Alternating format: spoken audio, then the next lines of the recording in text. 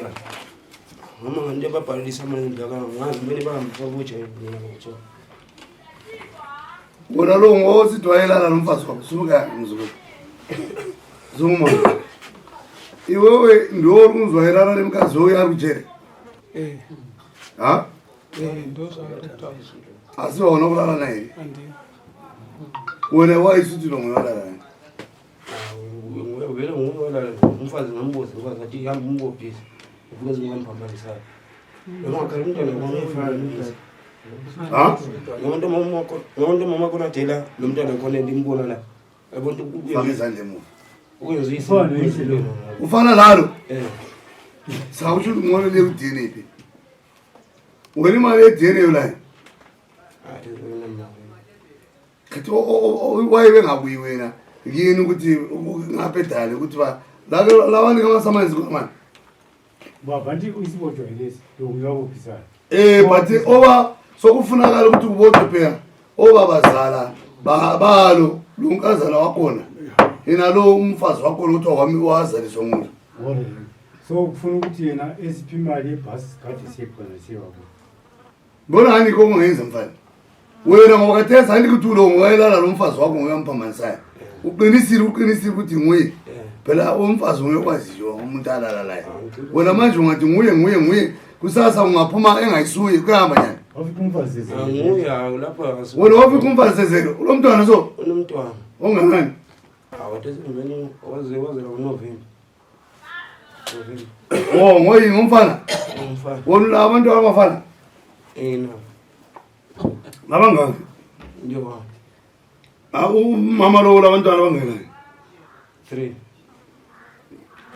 bathi lo samfunela akunga kunyizwa na kulungisana uba wakungabulani nanga Sibanda sukuma athi wena utshenga njani umali wazane egadwa Wakupanda wakumuzi amanye ngatayi ngohambuya hlala ensimini yakhe wasuka athi ngiyahlala ensimini yami kulapha yenza afika wayenza kona kuno umfazi wakho wena ungaphi ubani mama wabantwana labo khona ekhaya khathi wayesekelelana ukuthi avimba kabavimbeli wabo abantwana omalukazana babadesi sure khathi lehle ufa umthiyo yini awakumbisisa umuntu bini amadoda lendaba lisenza so linanti abantu abadala bakudala laliyamfaka unyoka awunyoka umuntu abo ache abusosibhadala chip utangulizwa umnikazi omyolimileyo lapha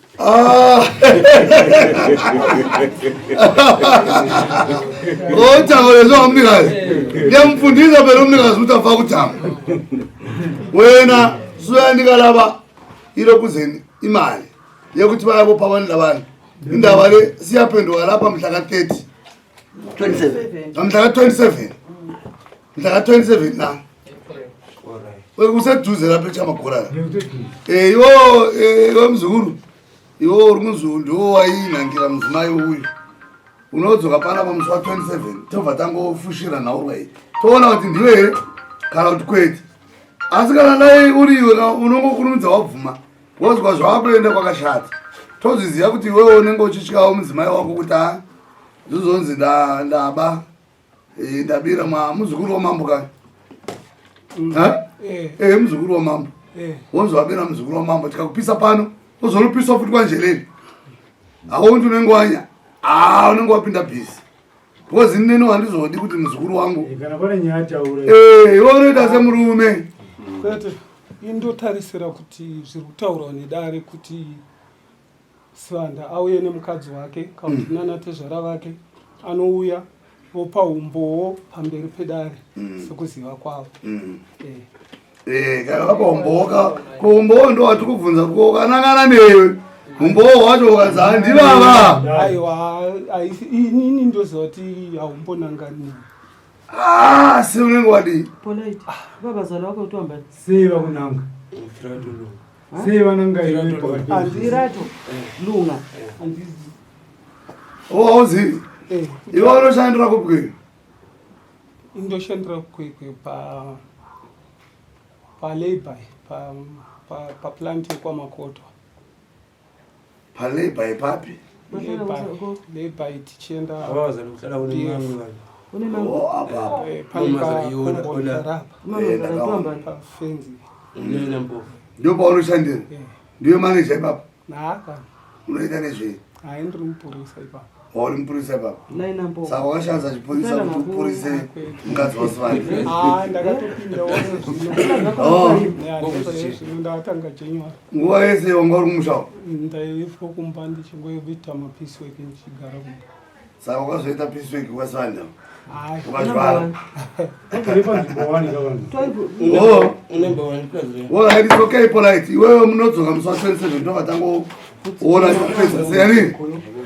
Iwe nechekutaura here muzukuru sumukatiwe. Unomumirira here murume uyu. Akavimbika. Kwauri. Kana ndisingazivo kana ane zvimwewo ko munyaya ndinobuda musi wayo inenge But tiri kuti iwe hatitaura zi. Tiri kuti iwe akavimbika here kwauri. Chokwadi. Une vana vangani? ndine vana 7. Naye. Alright. Mutiri kurongerera kuti ndimo ndakawana nditsvaga mama zangu. Wana watu wasikalingana na. Mutiri kuziva here kuti ndimo ndakawana muri pamba mukaniperekedza papa. Alright. Wawenzeni Mutiri kuziva zvakataura. wawenzeni uzvete. Hayi ngabana nabantu bakuthi. Emagotini uri kurokoza.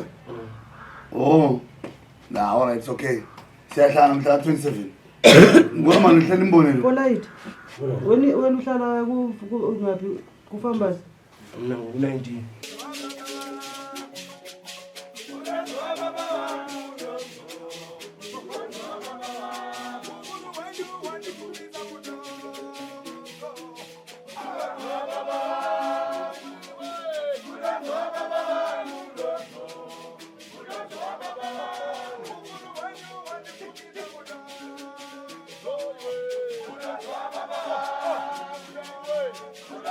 Baba,